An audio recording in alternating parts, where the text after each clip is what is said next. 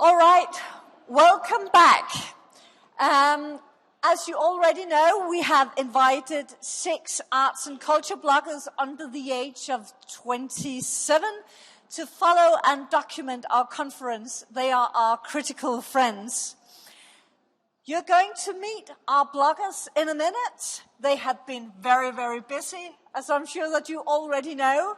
And I mean, not only have they been busy blogging, they have also produced a film. Let's do this, guys. Yeah, let's do it. Come on. Yeah. Woo! Here we go, we gotta go. Come on, Magnus. It's starting! Whoa! Quick, guys. We gotta go, come on. We have to make it.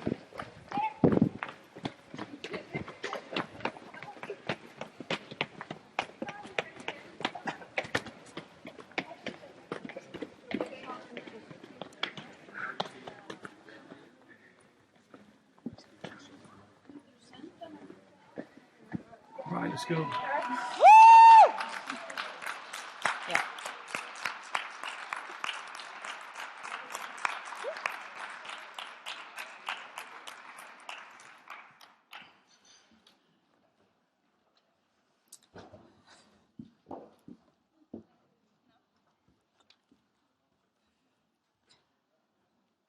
Oh my God, you've been blocking non-stop and still you've been running all the way up here.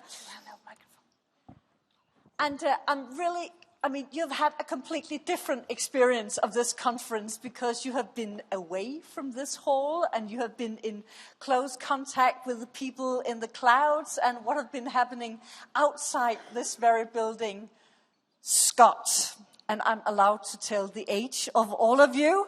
Scott, you are 25 and you're from the US. What have been your impression of this? I need a microphone, just a minute. Yes, the clicker is here and the microphone is here. Yes. Yeah, well, it's really cool because we all didn't know each other before we got here, and we were sitting around at dinner last night, and we were like, we should do something co-created, and Rebecca was like, we should sing a Nas song, Life's Up, and then we could just go up and get dressed up, and then today Magnus was like, we should do a video, and so that was kind of cool that we kind of co-created together. But yeah, it's been amazing. What a great conference. I guess I can back up a little bit and talk about why I'm here and then talk a little bit about my learning. But it all started with a fire in Jordan. I met these 2 Bedouin guys, and they were really intrigued that I'm from Hawaii, but I knew a little bit of Arabic. And I was like, kif hal, alhamdulillah, shiwasmak, it's me, Scott. And they're like, oh my gosh, I need to invite you back to our cave. And I was like, that sounds great. So we hopped on their mules, and we went off into the distance for about an hour, and the stars were coming out. And we had this big fire, and we shared stories, we shared food. They asked me what I did. I wrote about music, and I sometimes emceed. And they were like, what's emceeing? And I'm like, it's freestyle rap, it's hip-hop. And I did a couple rhymes for them. And their uncle started freestyle rapping in Arabic, and it was so amazing. It was brilliant. And so later that night, I got back home, went onto Google Jordan, typed in fireplace, storytelling, music, and one of the first things that came up was the Sagas of Icelanders. And I'm from Hawaii, so I'd never heard of it. So I was like, what's the Sagas? And what is this all about? And I jumped down the rabbit hole and learned all about it. And it gave me this idea later on of creating this festival called Saga Fest. What's our story? It's happening near Erebaki at a farm, and a bunch of us are co-producing it from the farming community near Selfoss, the arts and music community. We're all just coming together. We're all really, really young, but we're working with a bunch of different people. And it's May 23rd and 24th. And essentially, the tickets itself printed on plantable seed paper. As you walk into the venue, you plant your ticket, and later on, 3 months later, you come back and eat the food that you've planted. It's BYOI, bring your own instrument, and facilitators will walk around and jam with you. There's experiential play zones, little circles on the ground, and you can walk in them. And once you walk in them, you have to do whatever that play zone tells you to do, whether it's dance or freestyle.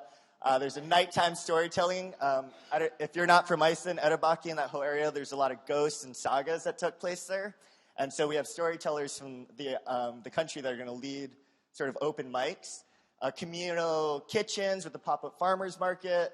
Live art installations, workshops, yoga, and it's going to be really great. And this is kind of, we're working together with the farming community, and we developed the 3 principles that we have up here. And, I had a great conversation with Annette, and she said, just have a tea and cake time with the farmers. Go to the venue, invite all the farmers together in a town hall, and expand on the festival more. But these are the 3 principles we started with, and it's community, shared space, and sustainability.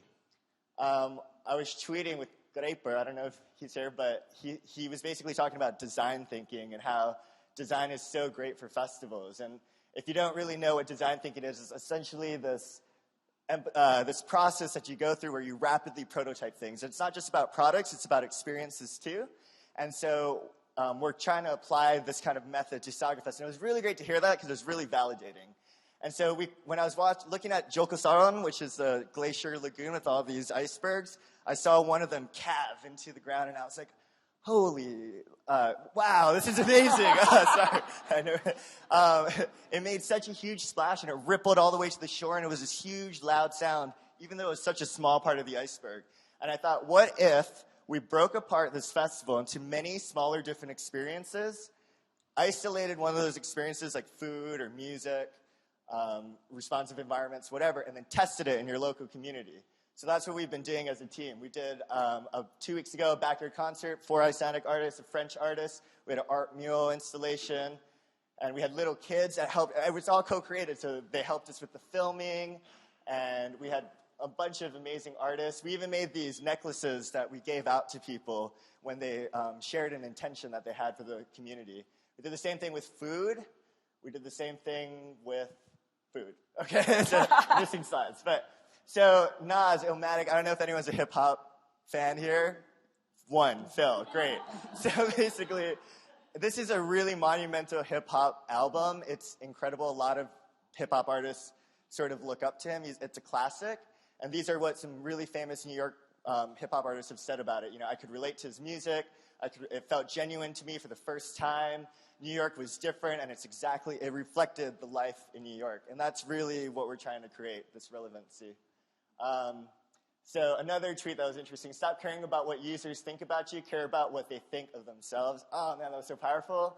And, it reminds me of this old quote, it's not what you say, it's what you hear. And I think the same thing can be transferred into experiences. So it's not what you design, it's what they experience. The community aspect. Oh, man, who was in the coin jousting experience? That was so cool. We made a huge circle, and we had a coin on our hand, and we had to knock the coins off of other folks' hands, and it was really intense, and some people got really wild, but it was so fun.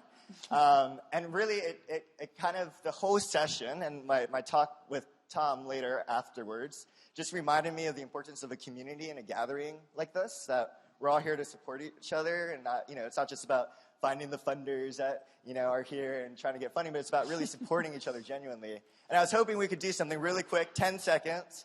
If you could just look at the person next to you in the eyes, direct eye contact, and just say, I'm so grateful for sharing this space with you in the past 2 days. Just really quickly. I'm so grateful for sharing the space with you the last 2 days. I was just like, should I look at Scott or who? Well, thank you, yeah. I think, sometimes we're walking down the street and we give people eye contact, but we don't go deep with them usually. So this is it was a great reminder that we're not alone. I kind of did this drawing inspired by Ida, who's an amazing artist who's probably going to present on a lot of that. But she inspired me to do this kind of infographic. And it was basically in the very beginning, I talked to a bunch of people. I was like, what's your burning question about this conference? And a lot of people said, how do I create buy-in internally? How do I create a culture where the board is into this kind of innovation? And then I felt that what really was happening during the conference and the programming was just inspiration. A lot of really great, sexy, cool things that were happening, but it wasn't really answering this need that I was hearing from a lot of people. And I think that this happens often. It's not that, sometimes we're just misguided, and that's why design thinking and reiteration is so important, because it allows you to reassess needs, and, and needs change.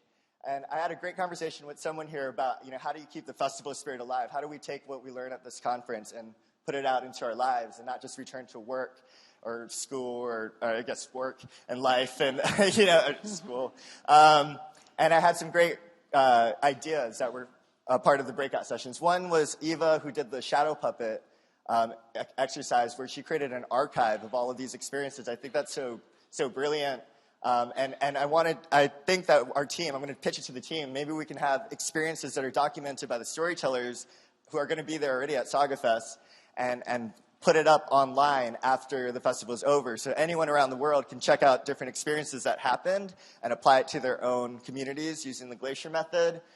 Doing a residency, Tom talked a little bit about this with his food potluck Chicago program. So cool. How can we bring all these together in Iceland and Nordic countries before the festival happens to feast and enjoy together and to share food? And yeah, like I said, the plantable seed paper, can we bring people back months after May 23rd and 24th to enjoy the food that they've actually planted themselves? And, the biggest thing that we're trying to do is how do we add value to the actual farmers? This is the last slide.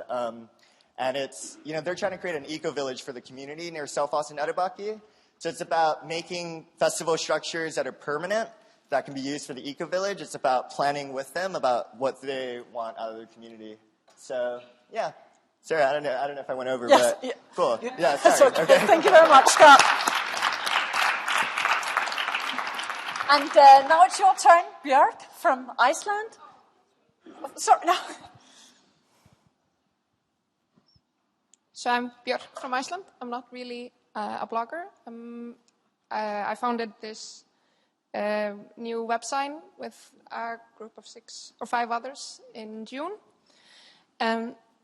called blær.is. If we could get the link I sent on here. This is link number 3. I needed link number 1, if that's okay. Blær is a website that came out every 2 weeks. The summer is now coming out, or being published once a month, since we're all in school or working full time. We have always put the user experience ahead of everything else. So what you might see when the link comes up is that, this is the front. If I just go here. Yes. So this is the first thing you'll see when you come to the website. It's our last publication, number 7. You can see the articles, and what you can not see are advertisements, because they aren't there, because we don't want anything to drag the attention from our readers other than the content. So that has been and the visual stuff has always been a really big factor for us. So if you can give me link number 2 also. We want our readers to be a part of the story, feel like they're with us in it while they're reading it. They're not reading maybe someone else's content. It's not like I went there and I did this. It's like we're all there. There's not this special narrator. There's this, you're all in it together. We're using these, here we have a story about roses that are grown outside of Reykjavik, and the process from them in the greenhouses and until they reach your dining room table or wherever you keep them. And it's I'm not going to read the article with you, but what you can see is the reader really gets, if you just scroll slowly down, the reader is really with us. In that article, we have these video loops, so you can see what's happening and stuff like that. We've been doing this for free the whole time. It's we're doing it in our free time with full-time work or school. So our biggest issue now is how do we fund this and grow without it weighing on the user experience. We've of course been looking at investors and thinking about crowdfunding options and how we can get the users or our readers into that all with us. But for the past couple of weeks, we've been looking at native advertising or sponsored articles. And if I get link number 3, I can show you how we're doing that. And we want to do that without it ruining the experience of the reader. What I'm going to show you here is an article we did about a family that has been living in a small town called Sisimiut in Greenland for the past year. And they, we did this. It's actually just a human interest story. But you can see in the picture when the article comes up that in around 50% of the photos, they were wearing clothing from 66 degrees north. And when we figured that out, we just booked a meeting with the company and said, hey, don't you want to sponsor this since you're getting quite a nice advertisement out of it? So without it ruining the reading experience, it was still a human interest story. It suddenly became a sponsored article by 66 degrees north. So if we scroll down, you can see it. Yeah, that's suddenly there in around 50% of the photos, they're wearing clothing from them. Tomorrow, we have our 8th publication coming out. And there we are hoping to, or we are doing a case study of number 2 of native advertising, where we are working with the Blue Lagoon. And there, again, we wanted to just talk to we don't want to do it like, we love the skin products you're doing and it's going to save your life or whatever. We wanted to talk to a woman named Ausa, who has been working there for the past 20 years, behind all the research of everything that's been happening there. So it's actually, again, a human interest story without it, but still an advertisement. We have 3 rules when we're doing these without ruining the user experience. It's that we don't want, we want readers to know that they're reading an advertisement. We don't want to trick them into doing trick them into buying stuff or being influenced by stuff. So readers can choose if they want to read it or not, but also we've built up this trust relationship between them. So they know that we're still giving out good content. And then we have this rule that when we talk to companies, our editorial freedom is really, really important. So we still choose what we want to do and what we want to talk about. It's not the company that comes in and buys us. They instead give us trust. So, yeah, we want to show that advertising content doesn't have to be bad. It's going to be okay. Anyway, okay, I'm probably going over the 7 minutes. So, yeah, that's kind of it. I don't know how to end this, sorry.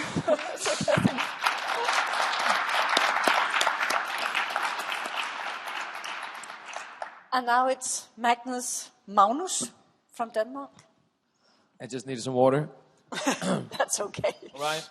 I guess my slide will be up in just a bit. Anyway, my name is Magnus. I'm from Copenhagen, Denmark, and I've been very, very thrilled to be part of this nice blogger team, and at least also very, very happy to have been invited here. It's a huge experience for me, and I've never done anything like it before, and I'm very, very thrilled about it. Before I go any further, I would ask for you, the audience here, and also the audience who's watching online, to shoot a question at me. I will take one coincidentally question. I will check my Twitter account. So just ask your question, hashtag it, what you see, and add Very Agency. This is the account I'm running at the current moment. So yeah, I hope that you will have something to ask me. I'll be happy to answer it. Anyway, yeah, let's get the next one. All right. I can say that I'm coming from I have got a bachelor degree in service management, and we've been briefly touched upon some of these subjects, arts and culture, and it's very, very interesting since I'm actually running we call it a showroom in Copenhagen, but it's often being addressed as a gallery. I will come back to that later, but being here is very, very interesting, and using the medias, everything, like how can we co-relate with each other. And I think there has been a lot of exciting talks, a lot of great findings. This is what I did. But anyway, I just want to, this is my point of view, because embrace the technology. At some point I was feeling, at least I got the feeling that some of the talks were a bit stressful, saying, oh my God, how are we going to do it? Nobody ever will be joining the museum again, or going to the gallery, or going to hear classical music, or whatever. But my point of view on that is there's no such thing as experiencing something alive, but the next best thing might be in the clouds, or some way you can use technology, and you can easily take advantage of that. I mean, we've seen some very, very great presentations during these 2 days. I mean, I'm not a classical musician type of guy. I don't know if you can see it, but I think it was extremely cool to see that collaboration with the World Online Orchestra. That was really something, interesting for me. I'm going to check it out. Who knows, might be start playing the cello or something. But that was really, really cool. And another thing is that I have a real life example from the Louisiana Museum of Modern Art. I'm born and raised in Humlebæk in Denmark, so I've been fortunate enough to, be at the Børnehuset, it's a playground for kids to draw and whatever. And, a few years ago they had this, that was back when iPods were the big cool thing. I've been walking around in the park for quite some time. That they had this exhibition where we could, press play on your iPod, put on your headphones, and then walk around in the park. And they had some helicopter sounds, and you were like, whoa, what's going on? Small, maybe old news, but it was just to put it out there. It doesn't always need to be so complicated. It can be, and it might, increase some sort of interest, or at least maybe also the quality of the collaboration you want to have. Let's just have the next one here, because let's see if I did this crazy picture of myself earlier. I just needed some water here. I checked my Twitter account. Hopefully, some of you guys have been. This is going to be exciting. Yeah, let's see if it works. Just gonna update it here. Okay, a bunch of notifications actually. All right. Okay, you look very sweet up there. What is your number? What? No, thought it was the wrong one. Okay, 1 second here. Get back to you on that one.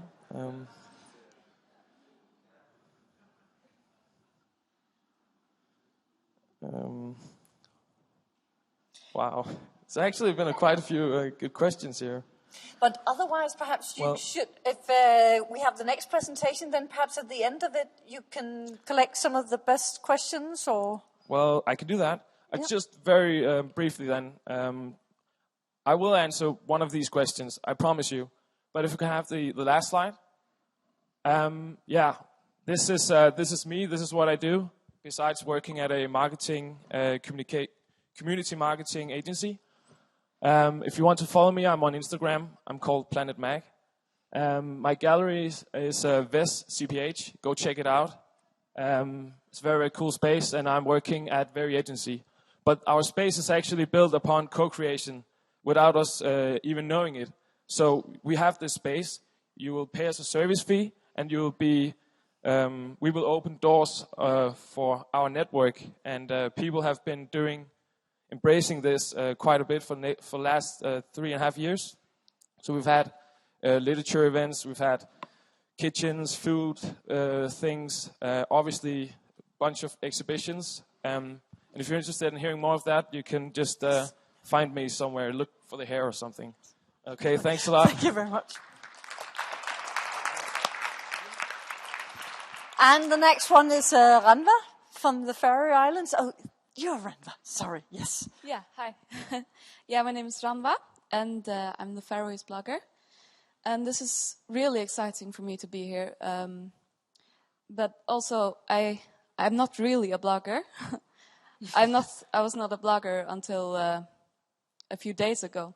So this is kind of exciting for me to be here. And actually, I haven't been very much involved in the internet community. So this is quite new for me. I didn't have a Twitter account. I didn't have Instagram or anything. And my friends used to look at me and say, like, I was an alien creature when I was really a spaz. And they asked me, like, do you live in a cave? But I knew what was going on the internet. And I have so much respect for that everyone can have their opinion. And, the democracy that's going on. And people don't feel like they have to be experts in order to have an opinion on matters and art. And some people say that the internet should be more filtered. That, for example, racists and other people, they have their voice and an opportunity to influence people. But we do have freedom of speech, and I think that this opportunity to publicly discuss, and everyone can discuss on the internet, it nurtures the interest of art, and it also makes people see that, okay, there are a lot of people who agree with me, and they like my way of thinking, and maybe I could be an artist too. And I write short stories, and I often have people come up to me in the Faroe Islands, and they're often drunk, and they ask me, they tell me about these ideas that they have. They would all really they long to write, and they have these great ideas, but they feel like they can't do it, and they're afraid that people will look at them and think that you can't do this. And I don't know if that's only in the Faroe Islands, because I don't want to put a spot on my country, but as everybody knows each other, we're a very small community, so everybody knows each other, and therefore there are a few people who share their thoughts on the internet. There are not so many as in the other Nordic countries. And but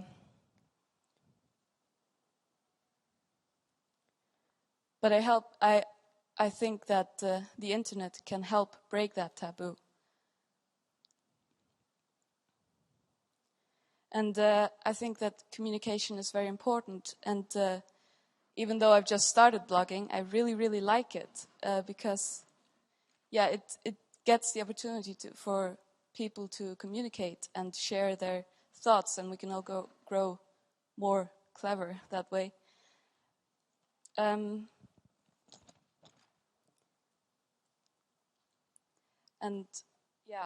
The Greeks, they thought that communication, that was the best way to achieve knowledge. And by this conference, I have come to believe that. When I first read the schedule, I didn't think that much about it. I thought, of course, the audience should be a part of making art, and what a cool idea. But then as the conference progressed, I got some questions. And for example, if art only aims at pleasing an audience, will it be able to maintain its sensibility and its authenticity? And can audience participation be adopted into every art form? Is it, or will it become with time, something every kind of audience would be interested in attending, or is it just for an elect group of people, like either people who are already artists or only really extrovert persons? And can audience participation completely replace the one-way art? And I do know that this conference is much about how to find ways to which we can get more funding for arts and culture. But along the way, I got afraid that serious art would die somehow. That in some way, art would become commercialized. Artists and financiers would of course want a way for art and art to. Yeah, I'm sorry. So I was afraid that instead of being honest and true, the artist would feel that it was his job to please the audience instead of, communicating his own feelings. And so yesterday I tweeted that some speakers talk about fitting the art to the audience instead of co-creating. And isn't there a chance that art will become inauthentic? And I got this really great answer from Virtual Arts TV. And this is what they wrote. All great art comes out of a period of experimentation. And we do need to have an audience to connect to. And I think this is a really great answer. I'm the kind of person who listens to the experts a lot. I like to read classical things like Shakespeare, and I try to listen to classical music because I know the experts are saying that this is the really good art. It's called classical. It means great to imitate. And But this conference and the people have taught me that we need to be open to change. And we need to dare to let go of our conception of what art is and dare to find new ways to make art. And I think it's a very interesting idea. Thank you. And it's now Rebecca, yes? And I'm afraid I need to ask you to hurry a bit. Sure. I will be short. I'm so sorry. I know that you are the two last, but you can start with. And Rebecca is from Sweden. Yes, I'm from Sweden, from Stockholm. You can start with link 6, please. Because I don't know who I communicate to. Yeah, here. I'm sure he's busy. Yeah. On this picture, it's from the place where my journalism started in Valparaiso, Chile. I went there right after I graduated from high school, gymnasiet, and I realized that if I would start to write and sell articles, I would be able to continue traveling. So I became a journalist, and I'm not a blogger, and 90% of what I've ever written, this is just my portfolio, so if you scroll down, it will be my works listed. So I don't write a blog. What I write is very rarely published online, and this is why I have this portfolio here. Sometimes I write for a literature blog, like if you put up link 2, and link 1, it's the same thing. Sometimes I write for online magazines. That's just a few examples of my work. Well, so I continued writing, and then I got back to Sweden, and I moved here.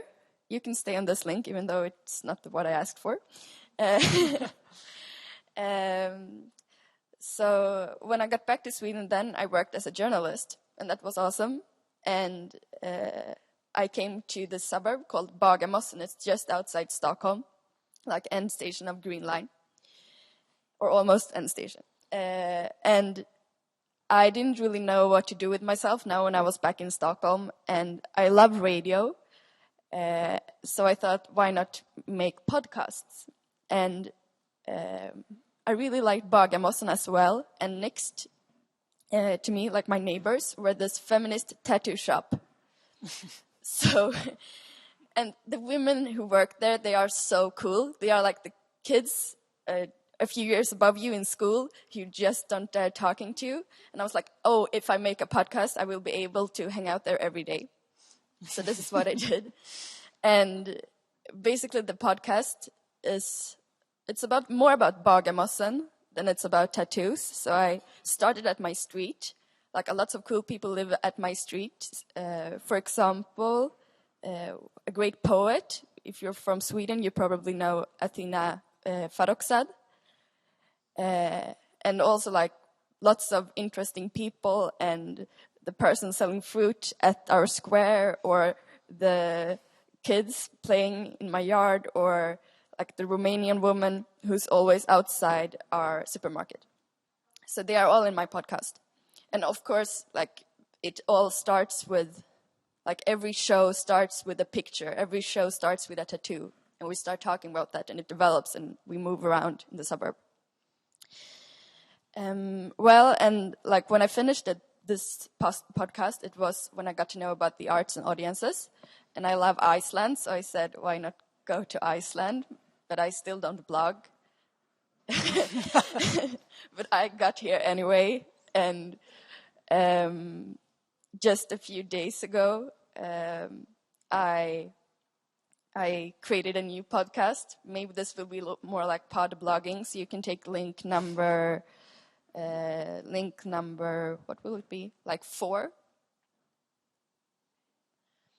It's called the 52 Hertz podcast, and it's about communicating through arts, I guess. And it's called 52 Hertz podcast because it's named after this whale that I adore. I don't know if you've heard about this whale, but it's a whale that sings in 52 hertz. All other whales sings in 20 hertz. And this whale sings in a frequency that other whales can't understand. So it's a really, really lonely whale. And it's famous, like it's got a Wikipedia page and everything. Like it has followers all over the world because scientists can hear this. And yeah, I just love this whale. And and it's been heard every year since 1989. And it doesn't know that lots of people are listening to it. It's just this odd whale that it's lonely, and it says so much about podcasting, I think. Like you speak out into nothing, like into the cyber ocean, and you don't think anyone hears you, and suddenly someone walks up to you, is like, hi, I follow your podcast, that's cool. And it's also like an example of bad, but also in some way good communication. I don't know. So I started this podcast, and I've been doing some clips from here, from the arts and audiences. And I think I will continue doing it when I get back home. Probably will be more about the collective where I work right now. We are like, we're a bunch of people sharing a space just outside Stockholm to like create. We are creating a platform for like queer, trans, and just like transgender people who are trying to make journalism or whatever, art, gardens. Yeah. So maybe it will be more about us. And I don't know, is the time just running out? Well, I was just going to say something more about this conference because I've been thinking a lot since I got here and about what it's really about, like this thing called audience participation. Because I get the feeling, not in like all the seminars, but in some of the seminars, that audience participating is about like putting the audience who are already there more into the show, or putting the audience who are already like at the institutions to participate more. But for me, audience participation is about when you make a larger diversity of audiences come, like different kinds of people. So therefore I was so inspired when I heard about some of the projects here, like when shows are streamed to hospitals or nursing homes for older people, and also about the Danish National Gallery that we heard about this morning, and the language thing. It was really cool.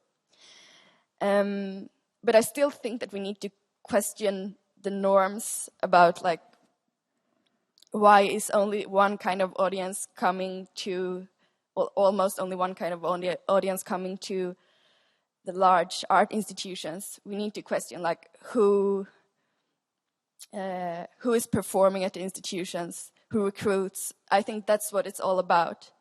And I also would like us to take a look around at each other and like see that this is a very like homogenic, is it in English, group, And I'd love it to be like a larger diversity of people represented in the lead of the great art institutions in the Nordic countries. So thank you. Thank you very much. And Ida, that's your turn. How long time do I have? Quick. All right. Quick. Hello. My name is Ida. I'm very quick. I'm from Norway. I just started a puppet theater in the Oslo Fjord. Also, I am an illustrator at the Institute of Children's Book in Norway. And I'm a journalist for 3 cultural magazines in Oslo. I also try to be an art student, but there's not almost enough time to do that. Anyway, what? Yeah, I will be very... Okay, I will take my time. Anyway, I'm also a not blogger, as all of the other people here. I have a blog. I was forced to make a blog and a website, and it is amazing. Latest up, I have been like 32 hours on Twitter, and it's also quite cool. So this is also for me, even I'm a part of this digital team, it's this crazy experience. It's really, really cool. And this in the cloud thing, in the Skype meetings, it's all working so well. I'm very, very impressed. But coming from a very tactile everyday life where I think about what puppets will be the best for our shows, or which words to put in my column, or which pen is the best for making this drawing.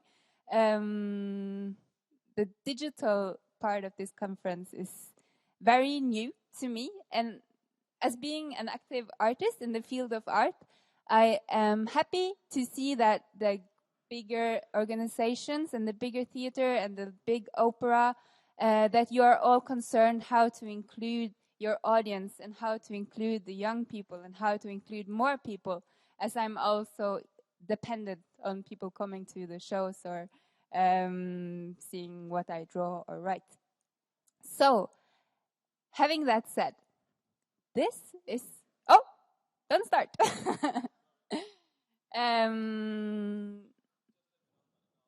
Oh, you're the one. Yes. All right, I can have it. Cool. This is very nice. Digital, huh? All right, so this is my website. You can go there and contact me if you want to. The thing I did during this conference, because there has been a lot of talking and a lot of good, talks and seminars. So I have been seeing this seminar through my pen, which is my very good friend, the pen. And my pen and me, we saw this. So I will just slide through it and I will stop talking right here, I think. So I will put the microphone down and slide my way through my drawings, which is my site on this amazing gathering.